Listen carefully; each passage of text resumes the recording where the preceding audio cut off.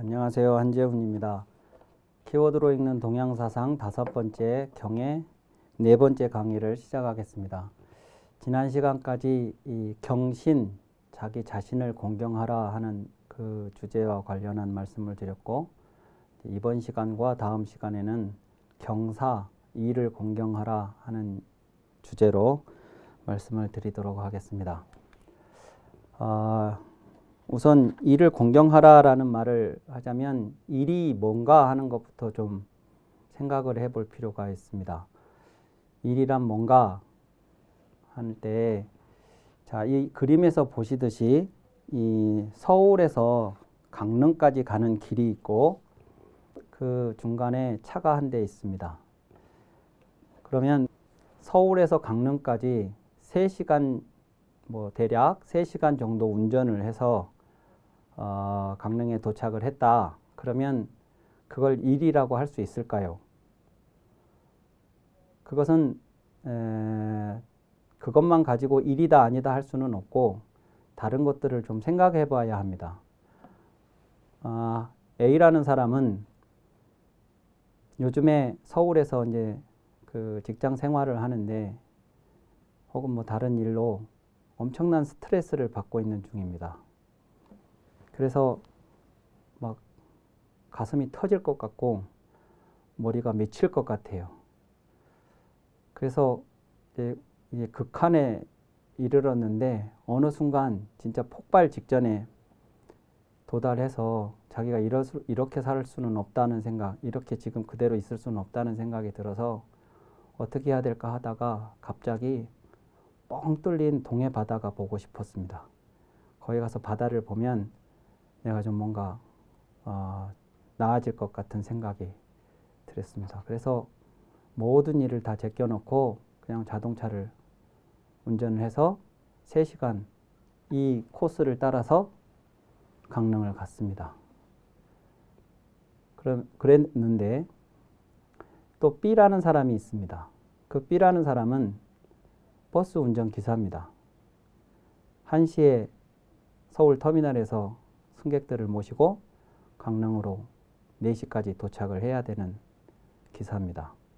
그래서 그분이 똑같은 코스로 차를 운전을 해서 강릉에 도착을 했습니다.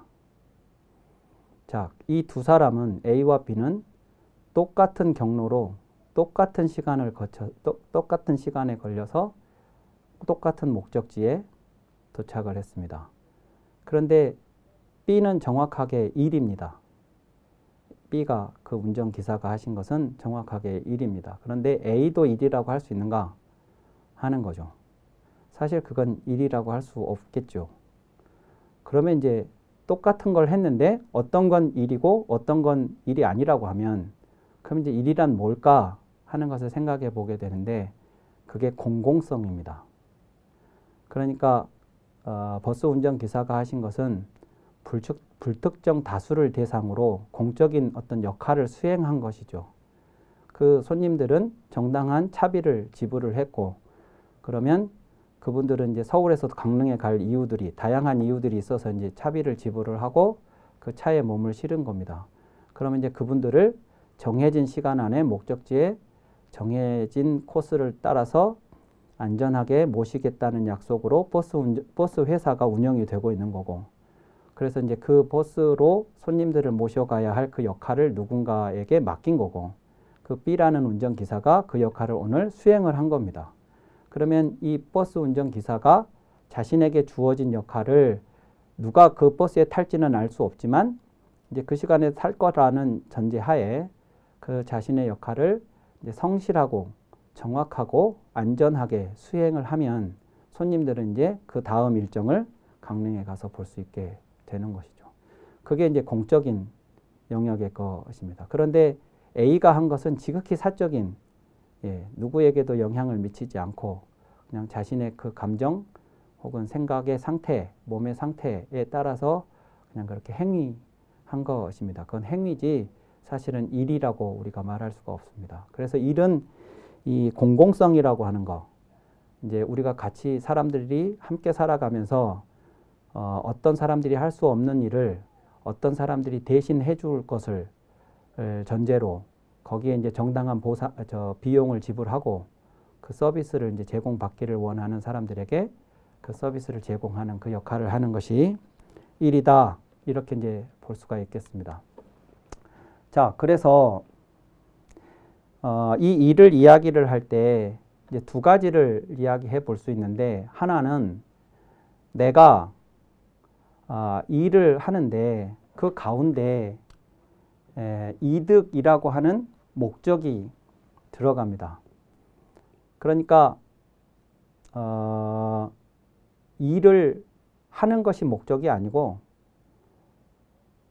나는 일 이전에 어떤 내가 취할 이득을 목적으로 했고, 근데 그 이득을 취하자니 누가 그걸 주지를 않으니까 내가 뭔가를 이제 일을 해야만 내가 원하는 이득을 얻을 수 있다 해서 이제 일을 하는 경우가 있을 수 있겠죠. 또 하나는 나는 일이 목적입니다. 나는 그 일을 하는 것이 내가 이 일을 하는 목적이에요. 근데 그 일을 하니까 결과로서 이득이 주어졌어요. 저 이득이라는 건 다른 말로 하면 보상이에요. 보상. 내가 아까 그 버스 운전 기사가 손님들을 안전하게 정해진 시간에 안전하게 손님들을 강릉에 모셔다 드렸기 때문에 버스 회사에서는 나에게 정당한 보상으로서 이제 월급을 제공을 하는 것이죠. 그럴 때 이제 이런 것이 있다 할 때 가운데 이것이 목적이고 이것이 수단이에요. 수단. 요걸 수단이라고 보상을 수단이라고 할 수 없지만 이제 목적이 사실은 중요한 거죠. 나는 이 돈을 벌기 위해 나는 돈을 벌고 싶은데 그 돈을 벌자니까 어떤 일을 이제 해야만 해서 이 일을 하는 사람들이 있을 수 있고, 나는 그 일을 하는 것이 목적이에요. 근데 그 일을 내가 성실히 수행해 보니 나에게 정당한 보상을 주더라 하는 이 관계가 사실은 중요한데, 이 관계를 다른 각도에서 이제 접근하자면, 만약에 내가 돈을 버는 것이 목적이라서 어떤 일을 수행을 하게 되면 그러면 이제 어떻게 되냐? 이 일은 가능하면 나는 적게 하고 싶겠고, 어쩔 수 없이 주어진 상황이면 빨리 해치워 버리는 것이 나는 좋겠죠.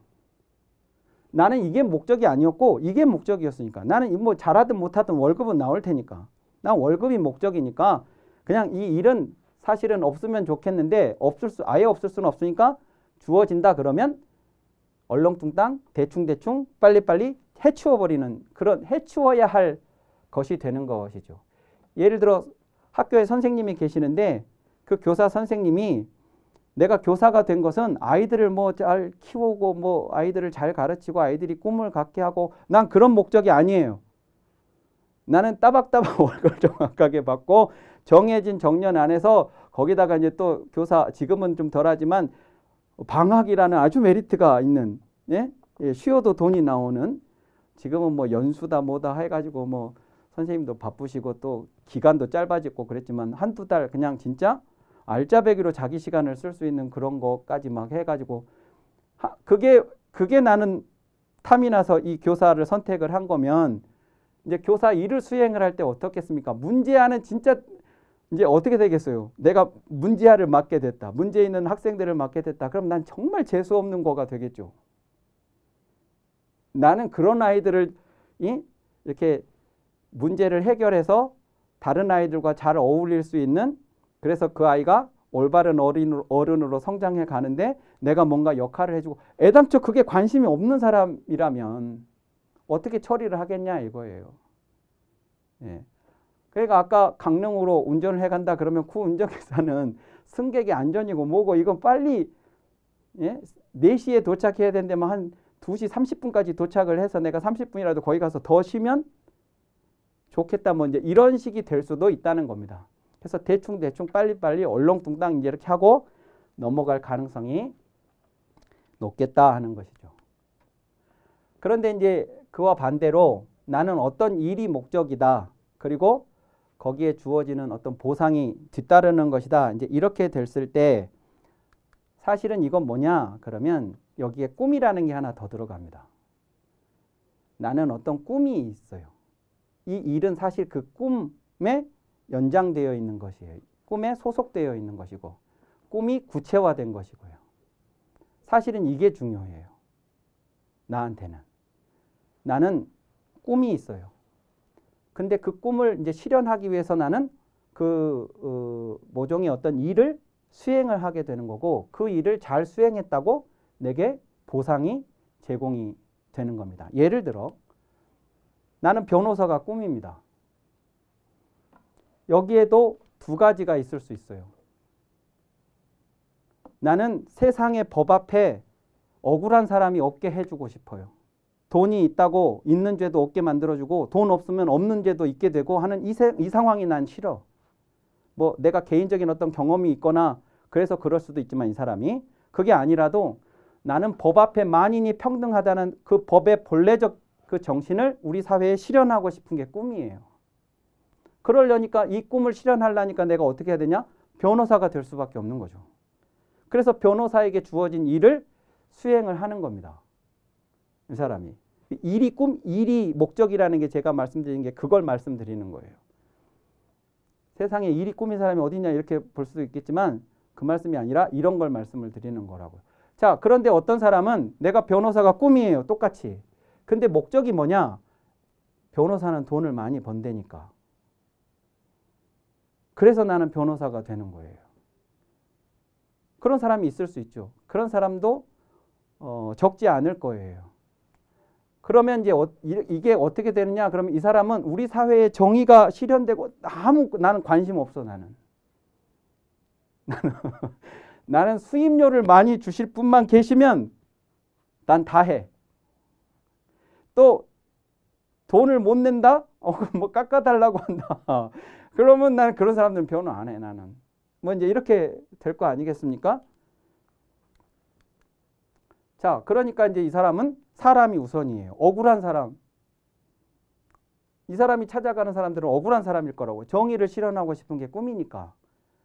사람이 우선이지만 반대로 이 사람은 사람이 우선이 아니고 이게 우선이 되는 거겠죠.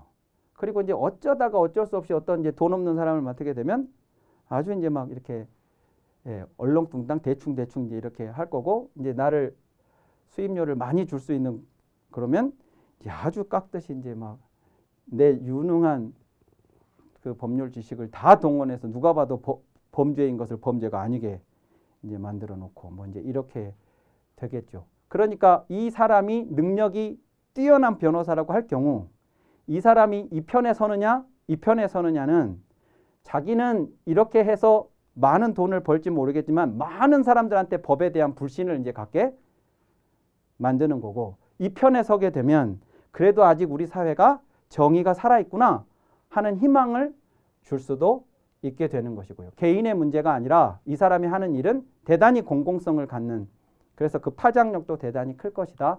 의사도 마찬가지입니다. 의사도 치료가 꿈인 의사가 있을 수 있고요. 역시 소득이 꿈인 의사가 있을 수 있습니다. 난 돈이 없어서 아픈데도 치료받지 못하는 사람들이 없게 하고 싶다. 가난한 사람들을 위해서 나는 그들을 치료하고 싶다. 뭐 그렇다고 부자는 치료 안 한다. 그거는 아니겠지만 이 의료 행위, 의료의 본래적 목적은 아픈 사람을 치료하는 것. 그게 본래적 목적이 그 이외에는 있을 수 없는 거죠. 그들이 받는 소득은 전부 그 치료해 준 것에 대한 보상인 거지. 사실 그들이 보상 때문에 환자를 가려야 할 이유는 본래 의료라는 본래적 목적에서 보면 있을 수 없는 일인 거겠죠. 그런데 그렇게 됐을 경우 역시 이런 차이가 있을 것이다. 그런데 암암리에 우리가 잘 이렇게 생각을 안 해봐서 그렇지 어른들도 그렇고 아이들도 그렇고 다 꿈이 뭐냐? 라고 물을 때 전부 직업을 얘기합니다. 직업을. 나는 변호사가 꿈이에요. 의사가 꿈이에요. 가수가 꿈이에요. 뭐 스포츠 선수가 꿈이에요. 직업을 얘기합니다. 그런데 그 직업을 얘기했을 때 그 직업에는 이렇게 두 가지가 있을 수 있어요. 왜 의사가 되려고 하느냐? 할 때 나는 아픈 사람이 돈이 없어서 치료를 못 받는 그런 것은 없어야 한다고 생각해요. 그래서 아픈 사람들을 나는 치료해주고 싶어요. 그래서 나는 의사예요. 그러니까 꿈은요, 직업이어서는 곤란해요.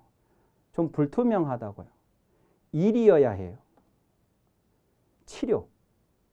아픈 사람을 치료해주고 싶어요. 이게 꿈이어야 된다고. 내용이 있어야 된다고요. 나는 돈을 많이 벌고 싶어서요. 그렇게 얘기를 하든가. 네 꿈이 뭐냐? 돈 많이 버는 거예요. 이렇게 얘기를 하든가. 아니면 나는 아픈 사람이 치료 못 받는 것이 싫으니까 나는 아픈 사람들을 치료해 주는 게 꿈이에요. 이렇게 행위, 내용이 꿈이어야지 의사가 꿈이에요, 변호사가 꿈이에요 이렇게 하면 곤란하다 하는 것입니다. 이제 그런데 그 다음에 이제 치료해 주는 게 꿈이니까 그래서 나는 의사가 되려고 해요.